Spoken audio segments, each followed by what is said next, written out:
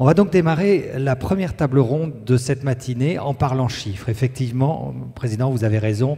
Quand on demande à différents interlocuteurs quels sont les véritables chiffres de la maladie d'Alzheimer, on obtient, disons, une fourchette quelque part entre 750 000 et 1 million de personnes malades. Eh bien, vous allez entendre 3 exposés et à l'issue de ces 3 exposés, vous pourrez poser vos questions. Ce sont des exposés qui vont justement un petit peu préciser les chiffres. Alors je dis un petit peu parce que les épidémiologistes qui vont me rejoindre, les spécialistes des chiffres qui vont me rejoindre au fil de cette table ronde, vont vous expliquer combien il est compliqué d'avoir des chiffres exacts. Donc c'est vrai, depuis les mêmes années, les mêmes chiffres circulent. On va dire entre 750 000 et 1 million de personnes seraient atteintes par la maladie d'Alzheimer ou une maladie apparentée. Alors, d'où viennent ces chiffres? Comment est-on arrivé à ces chiffres, 750 000, 1 million? Je vais demander au docteur Julien Dumurgier de me rejoindre. Vous êtes maître de conférence de neurologie au Centre de neurologie cognitive de l'hôpital Lariboisière à Paris. Et c'est à vous que revient cette difficile réalité que de répondre à cette question. Le boîtier est là. Voulez-vous mettre là ou là? C'est comme vous voulez. Vous vous sentez mieux là. Voilà, donc on est parti pour... j'espère quelques chiffres plus précis sur la maladie. Bonjour à tous. Un grand merci aux organisateurs de France Alzheimer pour l'organisation de cette journée. Alors, je ne suis pas sûr d'aller dans le bon sens. Alors voilà, je vais ouvrir ces tables rondes en essayant de préciser les chiffres, effectivement, sur une question sur laquelle on reviendra au cours de cette table ronde qui est importante, qui est l'estimation du nombre de personnes souffrant de maladie d'Alzheimer en France. On reviendra sur le fait que c'est important parce que, bien sûr, chaque patient est unique, chaque patient a sa maladie, mais en termes de politique de santé publique, ça n'est pas la même chose quand on s'adresse à une maladie qui concerne 5 000 patients en France ou une maladie qui concerne 1 million de patients. Alors tout d'abord, et pour dire une lapalissade, eh bien connaître le nombre de patients en France qui souffrent de maladie d'Alzheimer, eh bien c'est une question difficile. Pourquoi c'est difficile? Eh bien tout d'abord, c'est une maladie qui est fréquente, voire très fréquente, et il n'y a pas de registre national. Il y a certaines maladies qui sont à déclaration obligatoire, des maladies infectieuses. Par exemple, la rougeole, on peut connaître quasiment en temps réel le nombre de nouveaux cas de rougeole département par département. Ça n'est pas le cas de la maladie d'Alzheimer. Les médecins ne sont pas tenus de le déclarer. Il n'y a donc pas de registre au niveau de la France qui recenserait le nombre exact de personnes diagnostiquées pour une maladie d'Alzheimer. Autre difficulté, eh bien, c'est une maladie, vous le savez, insidieuse, qui s'installe sur des années et des années, donc on n'est pas malade du jour au lendemain comme d'autres pathologies, les accidents vasculaires cérébraux, les infarctus du myocarde, la date de la maladie est relativement claire. La maladie d'Alzheimer, c'est beaucoup plus compliqué, c'est un continuum lent qui s'installe sur des années entre un état normal, un peu moins normal, de troubles cognitifs légers, puis de maladie d'Alzheimer. Il y a aussi le problème de seuil quand on mesure la cognition. À partir de quand a-t-on un fonctionnement cognitif? À partir de quand a-t-on un fonctionnement pathologique? Ce qu'on appelait avant le syndrome démentiel d'un point de vue médical et qu'on dénomme maintenant le trouble neurocognitif majeur, c'est-à-dire un trouble cognitif suffisamment invalidant pour avoir un retentissement sur l'autonomie des personnes, eh bien, c'est quelque chose qui n'est pas spécifique de la maladie d'Alzheimer. La maladie d'Alzheimer en est la principale cause, mais il y a de multiples autres causes, les démences vasculaires, la maladie à corps de Lévy, d'autres maladies neurodégénératives, qui peuvent donner un tableau clinique exactement similaire à celui d'une maladie d'Alzheimer. De tout cela, il résulte que le diagnostic est difficile, surtout au début de la maladie, et on estime à plus de 50% des malades qui ne sont pas diagnostiqués. Et quand les patients sont diagnostiqués, eh bien, il y a une erreur diagnostique, c'est-à-dire qu'on sait maintenant que les médecins qui font un diagnostic de maladie d'Alzheimer, eh bien, 2 à 3 fois sur 10, le diagnostic est erroné. Il s'agit d'une autre cause de troubles neurocognitifs majeurs. Voilà, je citais les démences vasculaires, la maladie à corps de Lévy, d'autres causes de troubles neurocognitifs majeurs. Tout ça fait qu'il est difficile de faire avec précision le diagnostic de maladie d'Alzheimer. Enfin, dernier point, le diagnostic repose essentiellement sur les données des tests neuropsychologiques. Ce n'est pas comme un dosage biologique. Voilà, pour le diabète, il y a un seuil de sucre dans le sang qui dit qu'on est diabétique ou pas. Pour la maladie d'Alzheimer, c'est beaucoup plus compliqué. Les tests neuropsychologiques peuvent varier en fonction de l'âge, peuvent varier en fonction du niveau d'études, peuvent varier en fonction des générations. Donc tout cela fait que le diagnostic est compliqué. En revanche, il y a une chose en France qui est bien connue, grâce aux données annuelles de l'INSEE, eh bien, c'est la composition, la structure de la population française. On sait avec une relative précision qu'au 1er janvier 2018, il y a 67 millions d'habitants, que parmi ces 67 millions d'habitants, eh bien, il y a 12 millions de Français qui ont plus de 65 ans, soit environ un Français sur 5, 20% de la population. Et c'est cette population de plus de 65 ans, on le sait, qui est particulièrement à risque de la maladie d'Alzheimer. Donc le premier sujet de cette table ronde, ça va être comment estime-t-on actuellement le nombre de malades d'Alzheimer en France, et on reviendra dans les exposés suivants sur quelles sont les évolutions à prévoir et quelle est l'importance de connaître les données démographiques de cette maladie. Alors, on a évoqué quelques chiffres, 750 000, 800 000, 1 million. D'où viennent ces données ? Eh bien, elles viennent principalement d'une étude épidémiologique qui est l'étude PACWID, étude bien connue des Bordelais, qui est une étude en population générale, qui est relativement ancienne puisqu'elle fête cette année ses 30 ans. Elle a commencé en 1988. Elle a concerné 2 départements en France, Gironde et Dordogne, et a concerné les sujets âgés de plus de 65 ans. Et à l'époque, à peu près 3800 personnes ont été enrôlées dans cette étude, à la fois des personnes qui vivaient à leur domicile, et un sous-échantillon avait permis d'inclure des personnes vivant en maison de retraite. Et toutes ces personnes étaient suivies annuellement, en ayant une fois par an ou une fois tous les 2 ans des bilans neuropsychologiques pour voir quelle personne avait un déclin cognitif, et s'il y avait un doute, il y avait un comité d'experts qui validait toutes les données pour pouvoir faire un diagnostic éventuellement de maladie d'Alzheimer. Alors, 10 ans après le début de l'étude PACWID, donc en 1999, ont été publiées les premières données sur ce qu'on appelle la prévalence, c'est-à-dire le nombre de personnes au sein de la population qui présentent une maladie d'Alzheimer ou un syndrome démentiel. Et voici les données telles qu'elles ont été publiées en 1999. Donc, on voit le pourcentage par classe d'âge, par sexe. Donc, par exemple, pour les 80 à 85 ans, eh bien, 12% des hommes avaient un syndrome démentiel et 17% des femmes avaient un syndrome démentiel. Donc ça, c'était les données, le pourcentage par classe d'âge au sein de la population. Et en extrapolant aux données INSEE, cela a permis d'avoir une première idée du nombre de malades en France, qui était de 768 000. Donc c'est des données PACWID que proviennent les principales estimations du nombre de patients. On connaît aussi, grâce à cette étude, ce qu'on appelle l'incidence, c'est-à-dire le nombre de nouveaux cas de maladie d'Alzheimer par an. Et en projetant d'un point de vue démographique, en fonction du nombre de nouveaux cas, en fonction de la structure démographique de la population française, on arrive à ces chiffres. Donc 966 000 en 2015 et actuellement, vous voyez, donc autour de 2020, on est autour d'1 million de personnes souffrant de maladie d'Alzheimer en France. Voilà, donc c'est de là dont viennent les principaux résultats.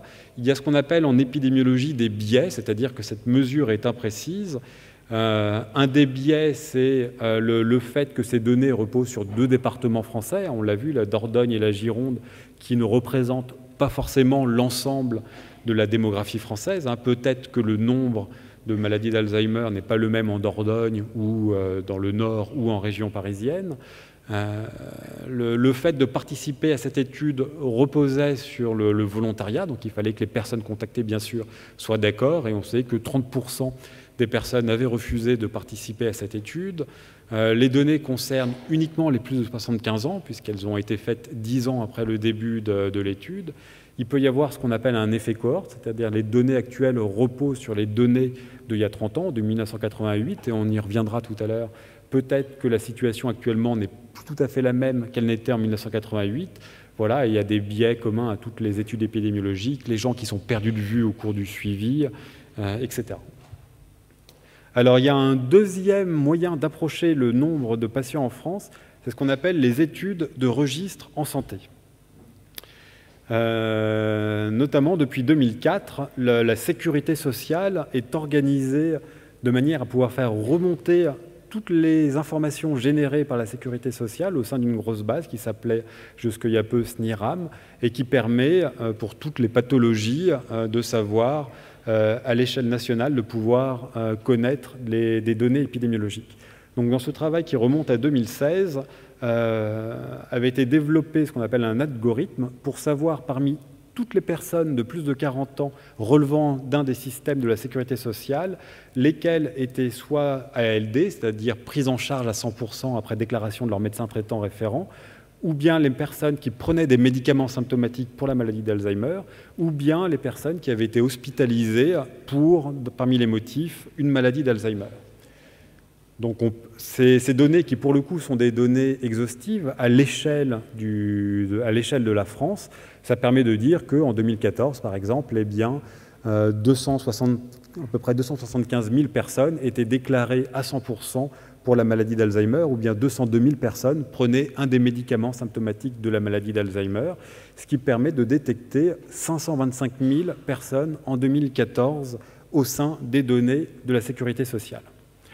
Alors ces données ont d'autres biais. En fait, elles ne sont pas tellement une mesure de la maladie en elle-même dans la population générale, mais plutôt une mesure de comment la maladie est prise en charge par le système de santé. Parce que si les gens ne sont pas déclarés à 100%, si les gens ne prennent pas les traitements symptomatiques, eh bien, ils ne sont pas reconnus, bien sûr, par la sécurité sociale. Et encore une fois, on estime à peu près 50% le nombre de patients non diagnostiqués. Donc, vous voyez, on était à 500 000 patients reconnus par les bases de la sécurité sociale. Si on double, on retombe sur ce nombre de 1 million qui est la meilleure estimation actuellement du nombre de patients en France.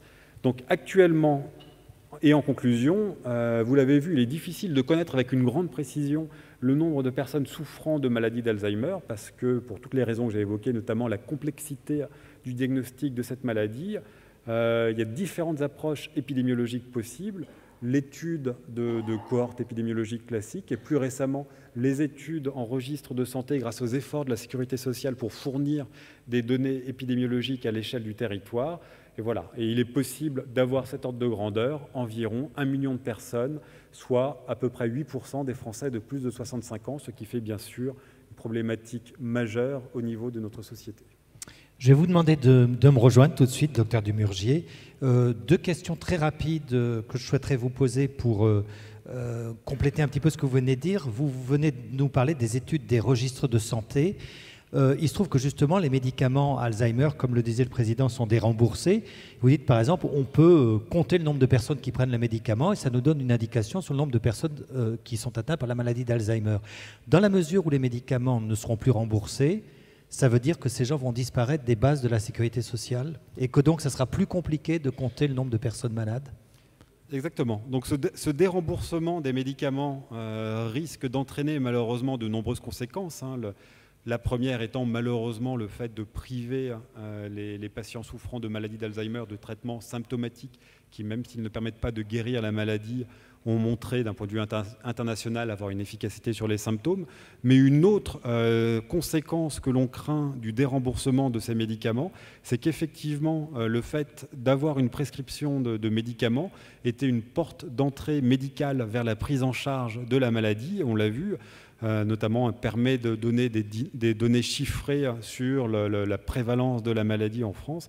Et on craint effectivement avec ce déremboursement, donc bien sûr au-delà de la perte de médicaments pour les patients, ce qui reste la principale conséquence, mais aussi un effet indirect, une moins bonne appréciation, une moins bonne prise en charge médicale de cette maladie.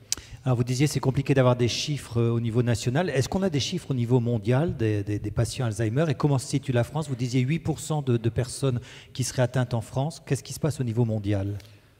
Alors c'est une question intéressante, On l'a vu, il est extrêmement compliqué déjà d'avoir des données à l'échelle de la France qui reste un pays dit développé avec un système de soins qui reste efficient.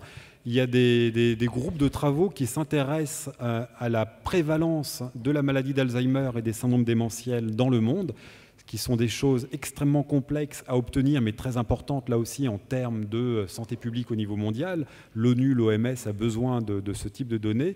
Et je vous présente là une carte mondiale publiée très récemment, en novembre dernier, à la fin du mois dernier, dans Lancet Neurology, qui montre un effort d'un très grand nombre de chercheurs. Ça représente les données de 80 à une centaine de chercheurs qui ont travaillé sur la question, qui représentent d'un point de vue mondial quelle est la prévalence des syndromes démentiels dans le monde. Donc cette carte du monde est ce qu'on appelle standardisée sur l'âge, parce que bien sûr la maladie d'Alzheimer est beaucoup plus fréquente dans les pays où la population est le plus âgée, donc typiquement les pays dits occidentaux ou dits développés. Donc cette carte tient compte de cet effet. Et on voit que la France, parmi les pays occidentaux, donc plus on est bleu, mieux c'est. Donc plus on est bleu foncé, plus la prévalence est faible, plus on tend vers le rouge, plus la prévalence des syndromes démentiels est importante. On voit qu'il y a une grande disparité au niveau mondial, qui va de 1 à 4, avec les pays à forte prévalence qui sont en rouge sur cette carte, donc la Turquie par exemple en rouge ou le Brésil en orange. La France, elle, s'en sort plutôt pas si mal par rapport aux autres pays dits occidentaux, en étant bleu foncé par rapport aux autres pays d'Europe qui sont soit bleu clair, soit jaune. Comment on explique ça? Eh bien, on n'a pas de certitude, mais cette carte ne représente pas juste les maladies d'Alzheimer, mais les syndromes démentiels d'une manière générale. Et on sait par exemple que pour tout ce qui est vasculaire, ce que les Américains appellent le French Paradox, qu'il y a probablement en France un mode de vie qui jusqu'à présent protège, notamment un mode de vie alimentaire, protège d'une certaine façon des facteurs de risque cardiovasculaire, et c'est peut-être une des explications que la France s'en sort pas si mal par rapport aux autres pays de même niveau socio-économique. Alors, on vous retrouve dans quelques minutes et on pourra vous poser des questions. J'ai demandé au docteur Catherine Elmer de nous me rejoindre. Elle est épidémiologiste et chercheur dans un centre de recherche INSERM à Bordeaux. Alors, on vient d'avoir le chiffre, on va dire grosso modo 8%, 1 million. Quelle va être l'évolution de ce nombre dans les années à venir? Alors ça, c'est presque la bouteille à l'encre. C'est la difficile question à laquelle va tenter de répondre. Non, on ne va pas tenter de répondre. Va répondre Catherine Elmer. Bonjour à tous, je vais laisser un peu, et merci aux organisateurs de cette journée de m'avoir proposé d'intervenir sur cette thématique. Alors effectivement, on va essayer de voir ce qui pourrait se passer dans le futur. Donc ça, c'est pas un scoop, vous le savez, la population française, comme d'autres populations, elle vieillit. Et on voit très bien sur ces cartes ici la situation en 1950 et ici la situation prévue en 2030, où on aura une proportion et un nombre de personnes âgées beaucoup plus important, avec les estimations de l'INSEE montrent que ça devrait être 16 millions de personnes de 65 ans et plus, qui représentera plus de 23% de la population. En conséquence de ce vieillissement, il y a des chiffres qui ont été fournis au niveau mondial et qui montrent que les estimations actuelles au niveau mondial de maladies d'Alzheimer et maladies apparentées, qui sont de 46 millions environ, pourraient monter en 2050 à 131 millions. Donc c'est vraiment des chiffres énormes. Et ces estimations-là, et cette augmentation, pardon, elle est essentiellement liée à une augmentation majeure qui va se produire dans les pays à moyen ou bas niveau socio-économique, puisque c'est dans ces pays-là que la population âgée va particulièrement augmenter. C'est ces pays-là qui connaissent actuellement leur transition démographique. Alors, comment sont obtenues ces projections? Ce qu'il faut savoir, c'est qu'elles sont toutes basées sur la fréquence actuelle que l'on connaît de la maladie, et que finalement, cette augmentation, elle est uniquement le reflet de l'augmentation des personnes âgées, du nombre de personnes âgées, nous, ce que l'on appelle les personnes à risque de développer la maladie. Mais la question qui se pose aujourd'hui est, est-ce que ce risque de maladie d'Alzheimer et maladie apparentée, à un âge donné, il est constant au cours du temps et il va rester constant dans le futur. Et effectivement, on vous l'a expliqué dans la présentation d'avant, qu'est-ce qu'on connaît de ce risque de la maladie et comment on l'étudie? On l'étudie sur nous, ce qu'on appelle des études de cohorte en population générale, qui nous permettent dans des échantillons, d'avoir des estimations de cette fréquence de la maladie. Et ce qui se passe actuellement, c'est qu'il y a de nombreuses études, depuis le début des années 2010 environ, qui semblent montrer qu'il existe une tendance à une diminution de la fréquence de cette maladie à un âge donné. Et je parle bien de fréquence à un âge donné et pas de nombre de personnes malades. Alors il y a des études qui l'ont montré, d'abord en Espagne, aux États-Unis, aux Pays-Bas, en Suède. Nous, on l'a également montré sur les résultats de nos cohortes françaises, bordelaises en population. Et donc, le problème de toutes ces estimations et cette tendance à la baisse, c'est que c'est toujours basé sur des études de cohorte en population et que c'est lié, vous l'avez vu dans la présentation précédente, il y a potentiellement des risques d'erreur parce que ce n'est pas si simple que ça à étudier. Pourquoi? Parce que pour montrer une tendance à la baisse, il faut avoir des études qui sont faites de la même façon sur une très longue période de temps pour être capable de comparer ce qui se passe maintenant à ce qui se passait avant. Et ça, c'est pas si simple d'avoir des études faites exactement de la même façon sur une longue période de temps. Alors, il y a des risques d'erreur, certes, mais quasiment toutes les études actuelles sont convergentes et concluent dans le même sens, dans le sens d'une baisse de cette fréquence. Nous, on l'a montré dans des études françaises que je vous présente très brièvement ici. Et ce qu'on a fait, c'est qu'on a comparé deux études que l'on mène dans le sud-ouest de la France, l'étude PACWID et l'étude des trois cités. Et on a comparé la survenue de la maladie, si je trouve pardon. On a comparé la survenue de la maladie dans l'étude PACWID sur les 10 premières années de cette étude et puis ce qui se passait 10 ans après dans l'étude 3C sur la survenue dans les 10 premières années de cette étude. Et ce qu'on a pu montrer, si vous voyez ici la barre horizontale qui correspond finalement à... Il n'y aurait pas de différence à 10 ans d'intervalle dans le risque de maladie. Nous, ce qu'on a montré, c'est que ici, notamment les femmes, ont un risque moindre de maladie 10 ans après par rapport à 10 ans avant. Alors pourquoi cette diminution, cette tendance à la baisse? C'est probablement lié à tout ce qu'on connaît des facteurs de risque et des pistes potentielles de prévention de cette maladie d'Alzheimer et des maladies apparentées. Et particulièrement, deux facteurs me semblent importants à considérer. Le niveau d'éducation, et on sait que dans notre pays, comme dans d'autres, le niveau d'éducation a largement augmenté, et ça, c'est un facteur qui retarde l'apparition de la maladie. Et puis, la prise en charge de tous les facteurs de risque cardiovasculaire, notamment l'hypertension artérielle, mais aussi le diabète. Et on a fait, dans les 30 dernières années, des progrès énormes dans la prise en charge de ces facteurs cardiovasculaires qui expliquent probablement en grande partie cette diminution actuelle de la fréquence de la maladie, avec toute l'hygiène de vie actuelle et l'alimentation qui s'est largement améliorée. Alors, nous, habituellement, en épidémiologie, on aime bien, pour avoir la certitude que quelque chose fonctionne, et ici pour avoir la certitude que la prévention, ça marche, on aime bien faire des essais, ce qu'on appelle des essais d'intervention. Le problème du vieillissement, c'est un processus au long cours et que les facteurs qui vont être protecteurs sur le vieillissement et donc sur la survenue d'une maladie d'Alzheimer, ils interviennent tout au long de la vie et pas à un moment donné.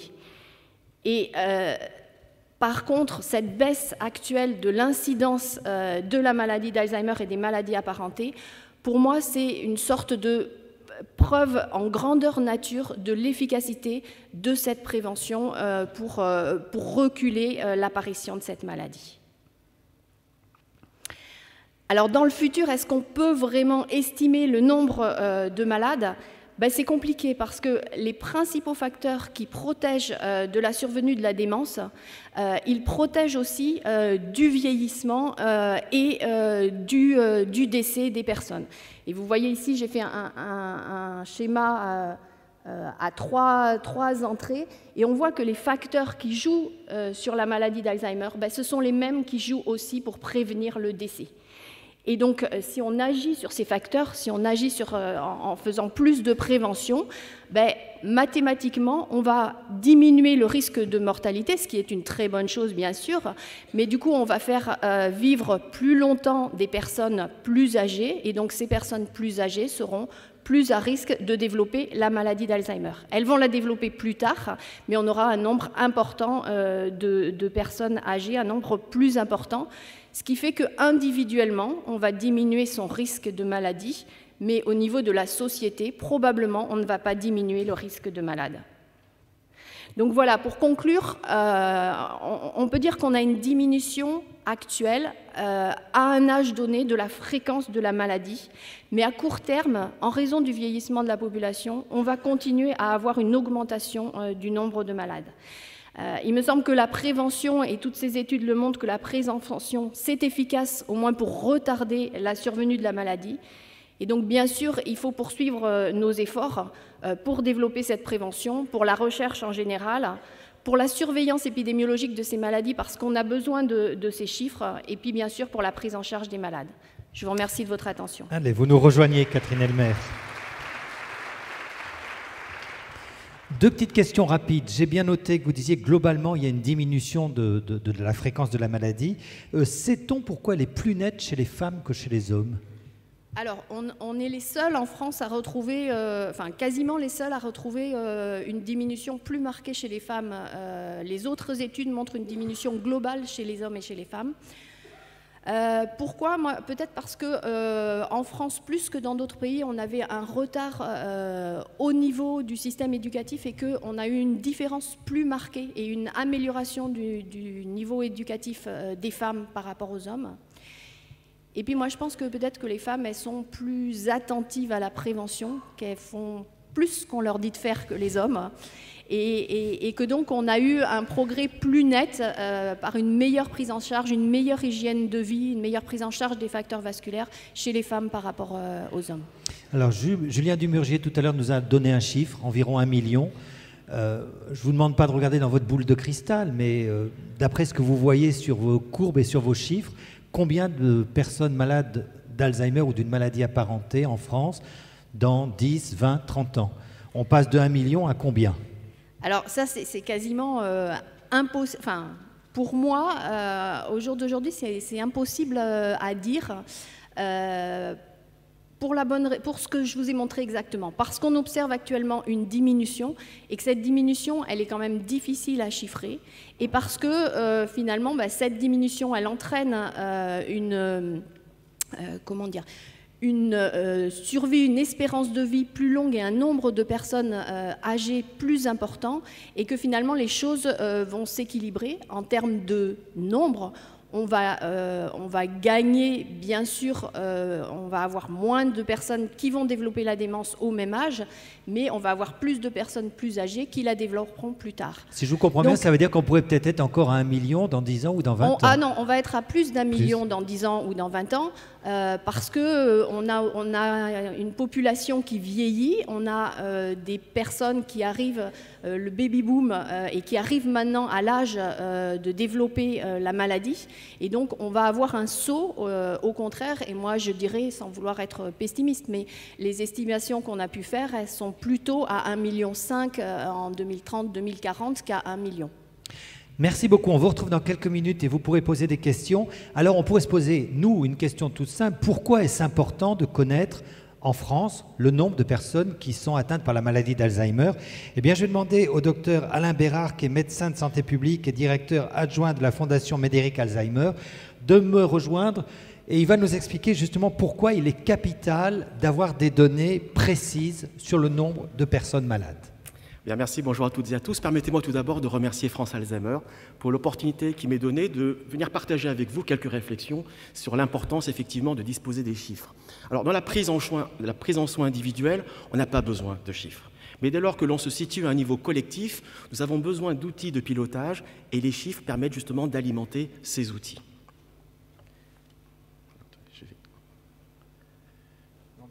Dans l'autre sens. Vous appuyez sur la flèche verte. Ah voilà. Il faut avoir de bons yeux. Alors tout d'abord, la première question, comme toujours, c'est combien de divisions, combien de personnes malades sont dans le cadre de la maladie d'Alzheimer. C'est très important parce que, en fonction de si vous êtes une maladie rare ou si vous êtes une maladie fréquente, eh bien on peut penser que la bienveillance ou l'attention des autorités publiques sera plus importante si vous êtes particulièrement nombreux. Et il est important, comme on l'a vu tout à l'heure, de suivre l'évolution de la maladie, c'est-à-dire bien sûr le nombre de personnes malades, mais quelles sont les tendances sur les dernières années, dans une certaine mesure, quelles vont être les prochaines tendances. Est-ce que le diagnostic est porté plutôt aux environs de 85 ans? Est-ce que c'est 87 ans? Est-ce que c'est 67 ans? Est-ce que le diagnostic est plutôt porté à un stade modéré, à un stade léger, à un stade sévère? Donc on a besoin, pour caractériser et suivre les maladies dans le temps, d'avoir des données chiffrées. Deuxième point important, quand on dit la maladie d'Alzheimer, ça pèse combien? C'est bien sûr le nombre de personnes malades, mais c'est également quel est le poids économique. La maladie d'Alzheimer, ça coûte combien? Quel est son poids dans la richesse nationale, le produit intérieur brut? Et il y a 3 ans de ça, nous avons réalisé une étude sur les coûts de la maladie d'Alzheimer. Si je vous dis la maladie d'Alzheimer, c'est 32 milliards d'euros, je veux dire, ça ne nous parle pas tellement, c'est un chiffre tellement important. Ce qui est important pour nous, c'est de savoir la maladie d'Alzheimer, ça coûte combien individuellement. Et les grandes difficultés, c'est comment on peut passer des coûts globaux à des coûts individuels, et comment de coûts individuels, eh bien, on passe au contraire à des coûts globaux. Un exemple très simple, nous avons fait une étude sur les coûts du traitement médicamenteux.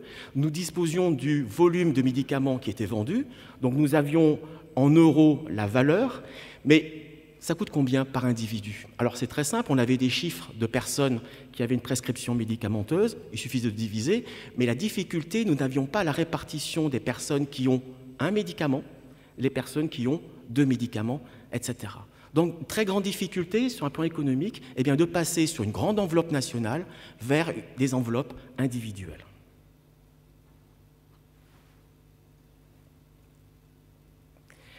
Deuxième importance, deuxième élément, c'est se comparer par rapport aux autres. Quel est le rapport des forces? En 2012, nous annoncions l'arrivée d'un nouveau plan, le plan maladie neurodégénérative, et à la Fondation Médicale Alzheimer, on s'est posé la question, c'est quelles sont les autres maladies, quel est le poids, quelle est la prévalence de ces autres maladies.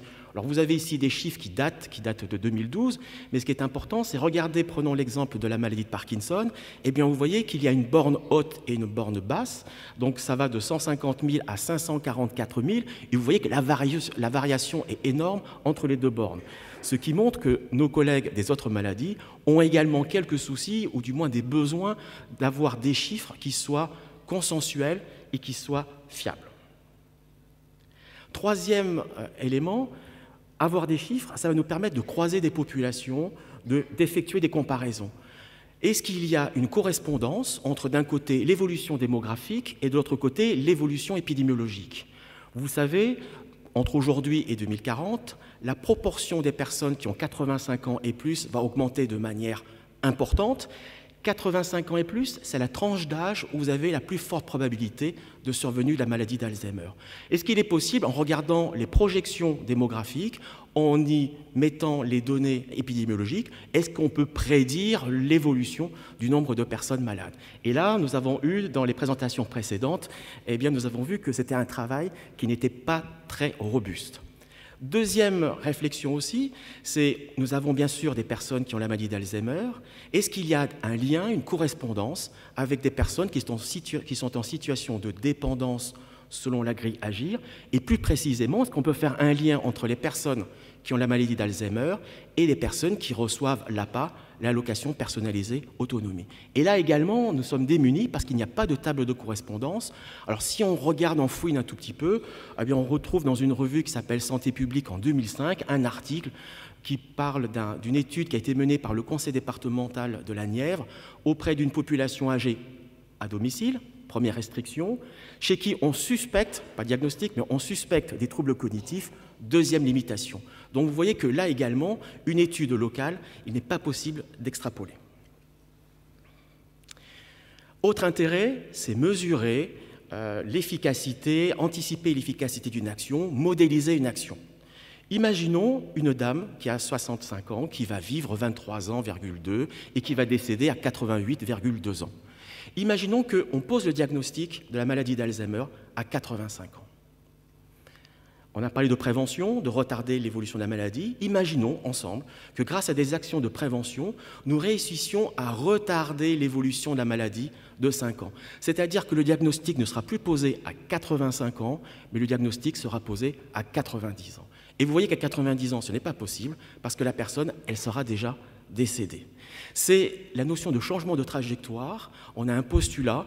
Si on arrive à retarder la maladie de 5 ans, on pourrait diminuer de 50% le nombre de personnes malades. Ces personnes seront décédées pour d'autres raisons, d'autres maladies, ou tout simplement parce que les personnes seront décédées de leur belle vie, ou plutôt de leur belle mort.